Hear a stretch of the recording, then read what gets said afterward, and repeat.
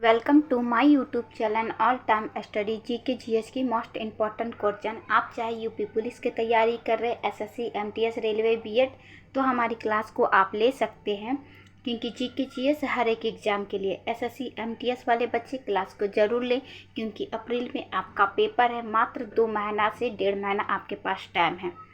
अब practice set 8 है। अगर 7 तक आप नहीं देखे हैं, फर्स्ट से 7 तक, तो पिछला क्लास में आप जाके देख लीजिए, क्योंकि जीके जीएस बहुत इम्पॉर्टेंट है। सारा खेल एमटीएस में जीके जीएस और इंग्लिश का है, और जीके जीएस आप जानते हैं कि ये अथाह सागर है। आप लोग को कहने पे कि मैम वाइट बोर्ड से आँख में प्रॉब्लम होती है, बोर्ड को ब्लैक कर दिया, अब आप सब खुश। हमें भी थोड़ी आंख में प्रॉब्लम होती थी कि वाइट को देखने से ऐसा लगता था कंट्रास्ट को और कम कर दे, तो अब कोई प्रॉब्लम नहीं है, क्योंकि बोर्ड को हम ब्लैक कर दिए हैं। पहला क्वेश्चन है, कागज का आविष्कार किस देश में हुआ था? हमसे पूछा जा रहा, कागज की आविष्कार सबसे पहले किस देश में हुआ था? क्या वो देश भारत है, रूस, जापान, चीन? तो वो देश चीन है। सबसे पहले कागज का आविष्कार चीन में हुआ था। Option D right. नेक्स्ट प्रश्न, और आपके लिए लास्ट में एक अच्छा सा क्वेश्चन रखे हैं जो आपको हंसी आएगा उस क्वेश्चन में।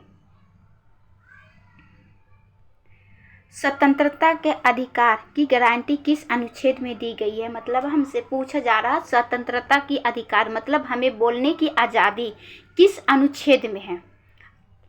अनुच्छेद 15, 18, 17 या 19? तो हम कल की ही क्लास में क्या बताए थे? अनुच्छेद 18 में क्या है? अनुच्छेद 18 में उपाधियों का अंत है। अनुच्छेद 18 में उपाधियों का अंत है। अनुच्छेद 17 में छुआछूत का है। अनुच्छेद 19 में क्या है? स्वतंत्रता की गारंटी है, मतलब अधिकार है। हम कुछ बोल सकते हैं, जैसे प्रेस में। अब ऐसा नहीं कि हम जाके प्रधानमंत्री मुख्यमंत्री को सामने से गाली देकर आए, वो नहीं। हमें बोलने का अपना एक अधिकार है, भाषण देने का अधिकार है। अगर राष्ट्रपति, प्रधानमंत्री, मुख्यमंत्री कुछ गलत कर रहे हैं तो उनको बोलने का हमें अधिकार है, कि हम बोल सकते हैं कि हाँ, ये सरकार ने ये किया है। बाकी ऐसा नहीं कि हम गाली दे सकते हैं अगर हमें स्वतंत्रता है तो। Option D right. नेक्स्ट प्रश्न, कल की क्लास अगर आप नहीं लिए हैं तो कल की क्लास लीजिए, क्योंकि कल का क्लास बहुत अच्छा था। Practice set 7। विश्व की सबसे गहरी झील कौन सी है? विश्व की सबसे गहरी झील कौन सी है? और मीठे पानी का झील कौन सी है, ये भी आपको बताना, क्योंकि पिछले क्लास में, मतलब 4-5 क्लास पहले ही आपको बताए हैं, 2-3 क्लास पहले में, कि मीठे पानी का झील कौन सा है। तो सबसे गहरी झील बैकाल झील है।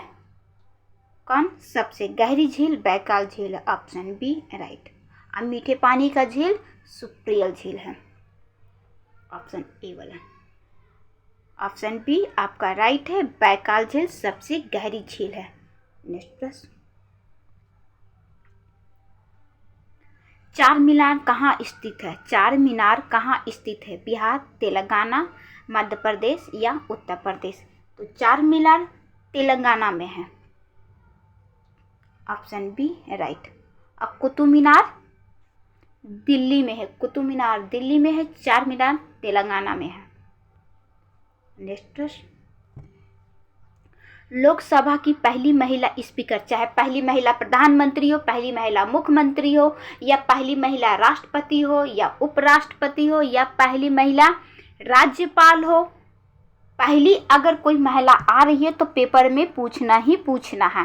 तो पहली महिला राज्यपाल क्या है? सबसे पहली महिला राज्यपाल जो हम कल की क्लास में रखे थे, कौन थी? सरोजनी नायडू थी। कहाँ से बनी थी? यूपी के राज्यपाल थी। पहली महिला राज्यपाल सरोजनी नायडू। अब पूछा जा रहा, पहली महिला स्पीकर कौन थी? तो पहली महिला स्पीकर मीरा कुमार। ये एक महिला थी। कुमार सोच के लड़का मत सोचने लेना कि ये मेल था, ये फीमेल थी। पहली महिला स्पीकर मीरा कुमार। नेक्स्ट प्रश्न, माउंट एवरेस्ट पर चढ़ने वाली पहली भारतीय दिव्यांग महिला कौन थी? हमसे पूछा जा रहा है दिव्यांग का मतलब पहले इसे बोला जाता था विकलांग, लेकिन वो शब्द अच्छा नहीं लगता है बोलने में, किसी का ऐसा लगता है किसी को अपमान कर रहे हैं, क्योंकि वो उसे कुदरत ने बनाया वैसा, तो हम भी उसको बोल रहे हैं तो इसका मतलब उसको हम गाली दे रहे हैं, विकलांग कहा गए, तो इसलिए दिव्यांग कहा गया। तो पहली महिला, हमसे यही पूछा जा रहा है, पहली महिला विकलांग यानी कि दिव्यांग एवरेस्ट पे चढ़ने वाली वो महिला कौन थी? आरती साहा, अरुणिमा सिन्हा, संतोष यादव या इनमें से कोई नहीं? तो पहली महिला दिव्यांग अरुणिमा सिन्हा थी। Option B right. आज ऑप्शन बी भी ज़्यादा नहीं आ रहा है, ऐसे तो तुम लोग तुक्का भी लगा सकते हो। नेक्स्ट प्रश्न, कौन सा विटामिन आंवले में प्रचुर मात्रा में पाया जाता है? कौन सा विटामिन आंवले में प्रचुर मात्रा में पाया जाता है?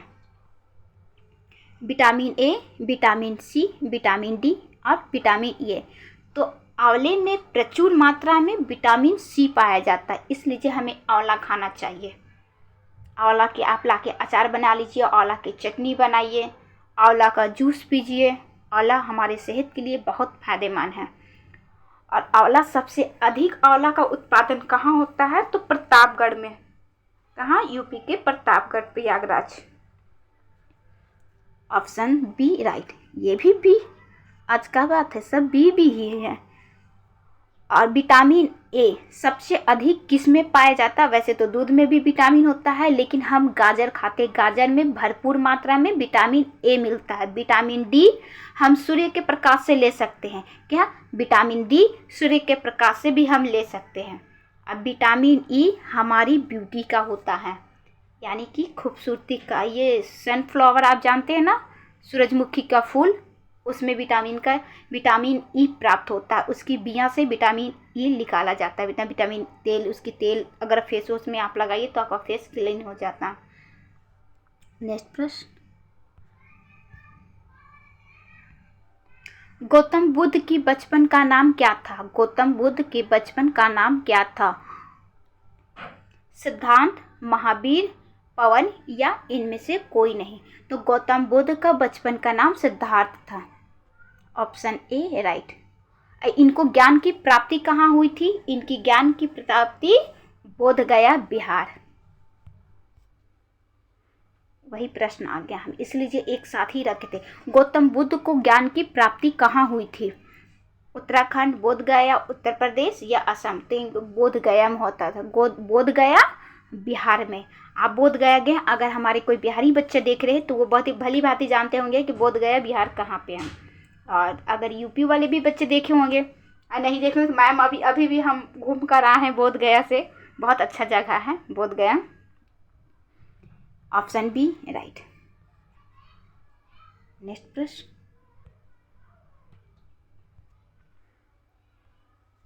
भारत में सबसे पहले सूर्य किस राज्य में निकलता है? भारत में सबसे पहले सूर्य किस, मतलब हमसे पूछा जा रहा सूर्य उदय सबसे पहले कहाँ होता है? उत्तर प्रदेश, मध्य प्रदेश, अरुणाचल प्रदेश या दिल्ली में?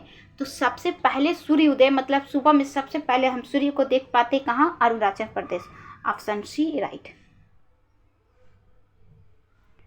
आप लोग जितने लोग क्लास लेते बेटे, पुराने हमारे बच्चे सब सब्सक्राइब है। अगर कोई नए बच्चे देख रहे हैं तो प्लीज़ सब्सक्राइब कर लीजिए। अगर आप लोग सपोर्ट नहीं कीजिएगा तो बताइए हम कैसे आगे निकलेंगे। तो आप लोग की सपोर्ट की हमें ज़रूरत है। निम्नलिखित वेदों में से किस में जंतर मंतर का विचार है? मतलब हमसे पूछा जा रहा है जंतर मंतर का किस में है? 4 वेद में से कौन सी वेद में जंतर मंतर का है? अथर्ववेद, यजुर्वेद, सामवेद या ऋग्वेद? ऋग्वेद में हम गायत्री मंत्र सुनते हैं ना, सुबह सुबह भजन में घर में होता है, या फिर आप किसी मंदिर में सुने होंगे। गायत्री मंत्र कहाँ से लिया गया है? ऋग्वेद से लिया गया है। और जंतर मंत्र कहाँ है? अथर्ववेद में है। Option A right. नेक्स्ट प्रश्न,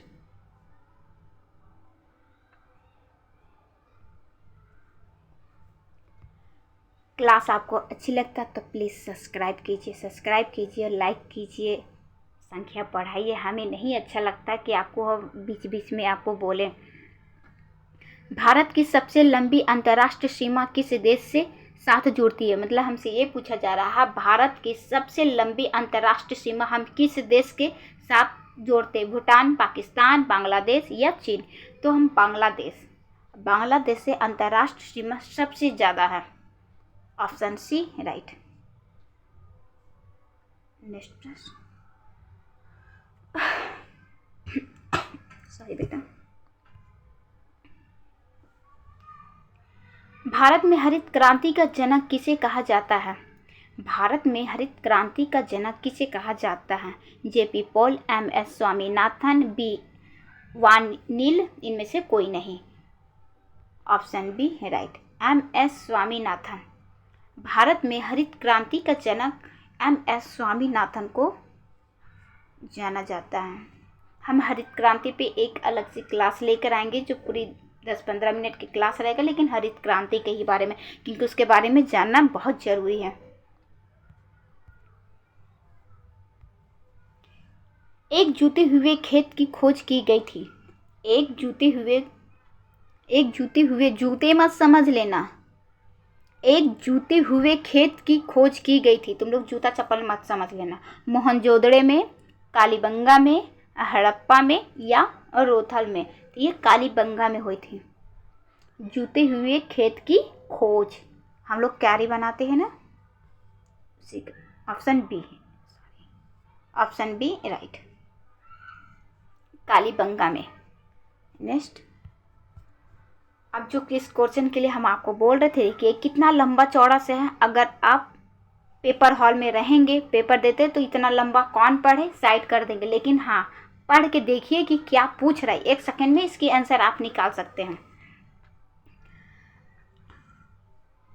पुर्तगाली द्वारा वर्ष, ध्यान से सुनिएगा, पुर्तगालियों द्वारा वर्ष 1662 में इंग्लैंड के राजा चार्ल्स को पुर्तगाल के रानी के बहन से शादी करने पर दहेज के रूप में किस राज्य शहर को उपहार के स्वरूप में दिया? मतलब हमसे यही पूछा जा रहा सीधे सीधे, पुर्तगाल के राजा की बहन और इंग्लैंड का राजा चार्ल्स, इनके आपस में शादी हो गई, तो दहेज के रूप में किस राज्य को दिया? यानी कि हमारा भारत में से किसी एक राज्य को दिया। अरे शादी तुम कर रहे हो, अपने राज्य के दो, हमारे राज्य काहे दे रहा है? शादी दो मतलब पैसा दो, गहना दो, अपना राज्य उठा के दे दो, पुर्तगाल में पूरे दे दो, लेकिन ये तुम भारत को काहे दांव पे लगा दिया? तो यही बताया जा रहा है कि भारत में से कौन सा राज्य को दिया गया, तो वो राज्य था मुंबई। बताइए, दिल्ली, बॉम्बे, कोलकाता हमारे महानगर हैं, और मुंबई को ही दहेज में दे दिया। कितना अच्छा पड़ता है। Option A right. क्या बेटा? ऑप्शन ए है राइट। कितना अच्छा ना।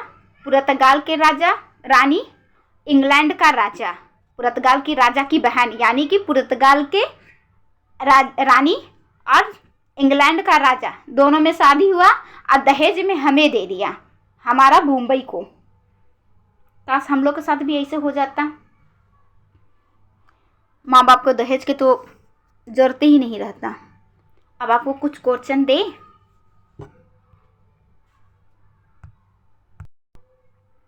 भारत में सबसे पहले सूर्य की किस राज्य में निकलता है? उत्तर प्रदेश, मध्य प्रदेश, अरुणाचल प्रदेश, दिल्ली। मात्र 2 क्वेश्चन आज आपको देंगे, 10 और 11। Question number 10, question number 11। निम्नलिखित वेदों में से किस वेद में जंतर मंतर का विचार किया गया है? अथर्ववेद, यजुर्वेद, सामवेद और ऋग्वेद। अब बेटा, अगर क्लास अच्छी लग रही है, आपको लग रहा कि आपकी मैम वाकई में मेहनत करती है, आपकी हर बात मानती है, आपने ब्लैक बोर्ड को कहा मैम तुरंत ब्लैक बोर्ड ले आई कि नहीं, हमारे बच्चे को प्रॉब्लम हो रहा है देखने में, तो हम ब्लैक बोर्ड करती है, तो प्लीज़ इसी तरह सब्सक्राइब और लाइक की संख्या बढ़ाइए। अब क्लास को हम यहीं, अब कल हमारी मैराथन क्लास है, कल 12-1 बजे हम क्लास लेंगे, मेरी मैराथन। सारे पुराने बच्चे तो हमारे सारे रहेंगे, नए बच्चे जो भी रहेंगे सब्सक्राइब आप कर लीजिएगा। अगर आप सब्सक्राइब में रहेंगे तो नोटिफिकेशन आपको मिल जाएगा।